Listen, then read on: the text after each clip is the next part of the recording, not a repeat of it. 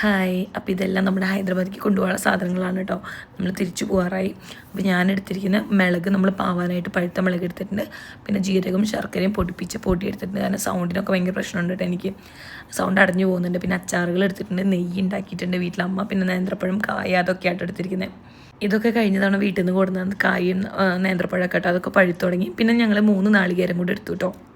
ഞങ്ങൾ 27-നാട്ടോ വരാമെന്ന് വിചാരിച്ചത് ഹൈദരാബാദിക്ക്.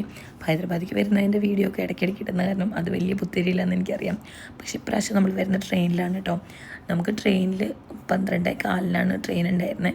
തൃശ്ശൂരിൽ നിന്ന് സെക്കന്ദരാബാദിലേക്കാണ് കേട്ടോ ട്രെയിൻ. പക്ഷേ നമ്മുടെ ഇവിടുന്ന് ചാലക്കുടിയിൽ നമ്മുടെ വീട് റെയിൽവേ സ്റ്റേഷൻ്റെ അടുത്തായതുകൊണ്ട് നമ്മുടെ തൃശ്ശൂർക്ക് ട്രെയിനാട്ടോ ബുക്ക് ചെയ്തത്. അപ്പോൾ ട്രെയിൻ കാരണം നമുക്ക് കുറേ ലഗേജൊക്കെ ഉണ്ടായിരുന്നു. കാരണം നാത്തൂനും ഹസ്ബൻഡൊക്കെ വന്നു കേട്ടോ നമ്മളവിടെ ഡ്രോപ്പ് ചെയ്യാനായിട്ട്. പിന്നെ അവിടെ വന്ന് കുറച്ച് നേരം നമ്മൾ വെയിറ്റ് ചെയ്യേണ്ടി വന്നു. 10 മണി തൊട്ടേ നമ്മൾ വെയിറ്റ് ചെയ്യേണ്ടി വന്നു കേട്ടോ.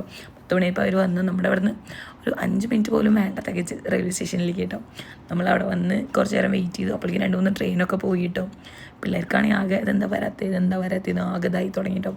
നമ്മൾ പിന്നെ ട്രെയിൻ ടിക്കറ്റൊക്കെ ഓൾറെഡി ബുക്ക് ചെയ്ത് എടുത്തിട്ടാണ് പോകുന്നത് കേട്ടോ. അങ്ങനെ കുറച്ച് നേരം നമ്മൾ വെയിറ്റ് ചെയ്ത് വർത്തമാനങ്ങളൊക്കെ പറഞ്ഞ് പിള്ളേരെ കൂടെയൊക്കെ അവരൊക്കെ ഒന്ന് കളിച്ചു. അങ്ങനെ കുറച്ച് നേരം ഇങ്ങനെ നോക്കിയിരുന്നപ്പോഴേക്കും നമ്മുടെ ട്രെയിൻ വന്നു കേട്ടോ. നമ്മൾ പിന്നെ ഫുഡും കാര്യങ്ങളൊക്കെ നമ്മൾ പാക്ക് ചെയ്തിട്ടാട്ടോ പോകുന്നത്. നമ്മൾ ഉച്ചയ്ക്ക് കഴിക്കുന്നില്ലല്ലോ, രാവിലത്തെ ബ്രേക്ക്ഫാസ്റ്റ് മാത്രം കഴിച്ചിട്ടാട്ടോ നമ്മൾ ഇറങ്ങുന്നത്. കാരണം 10 മണിക്കുള്ള ട്രെയിനാണല്ലോ. പിന്നെ നമ്മൾ ഉച്ചക്കലത്തെ ഫുഡ് നമ്മൾ കൈ പിടിച്ചിട്ടുണ്ട്, രാത്രിത്തേക്ക് ഫുഡ് കൈ പിടിച്ചിട്ടുണ്ട്. പിന്നെ പിറ്റേ ദിവസം രാവിലത്തേക്കുള്ളതും കൈ പിടിച്ചിട്ടുണ്ട്. കാരണം നമുക്കറിയാം പിറ്റേ ദിവസം ഉച്ചയാകുമ്പോഴേ നമ്മൾ എത്തുള്ളൂ. പിന്നെ ട്രെയിനിൽ നിന്ന് നമുക്കറിയാമല്ലോ, അപ്പോൾ എത്രയൊക്കെ നമ്മൾ ഫുഡൊക്കെ മേടിച്ച് കഴിച്ചാൽ പോലും അതത്ര നമുക്ക് നല്ലതായിരിക്കില്ല. അപ്പോൾ പിന്നെ വാഷ്റൂമും അത്ര നല്ലതൊന്നുമല്ല. അപ്പോൾ അതൊക്കെ ഭയങ്കര ബുദ്ധിമുട്ടാവുമല്ലോ. പിന്നെ വെള്ളം പോലും നമുക്കറിയില്ല എങ്ങനത്തെയാണെന്നൊക്കെ. ചായ പോലും അത്ര നല്ലതല്ല എന്ന് പറഞ്ഞ് കേട്ടിട്ടുണ്ട്. അപ്പോൾ നമ്മളെല്ലാം കൈ പിടിച്ചിട്ടാട്ടോ പോകുന്നത്. എല്ലാം ഓൾറെഡി എന്താ പറയുക, എല്ലാം പ്ലാൻ ചെയ്തിട്ടാട്ടോ പോകുന്നത്. പിന്നെ പ്രാവശ്യമാണല്ലോ ട്രെയിനിൽ പോകുന്നത്. അപ്പോൾ അതിൻ്റെ ഒരു എക്സൈറ്റ്മെൻറ്റ് ഉണ്ട്, മക്കൾ എങ്ങനെയായിരിക്കും എന്നുള്ളത്.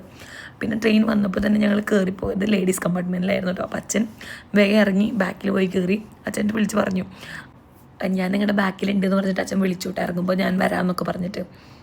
പിന്നെ നമ്മളവിടെ നിന്ന് കയറ്റി വിട്ടിട്ട് നാത്തൂനൊക്കെ പോയി കേട്ടോ.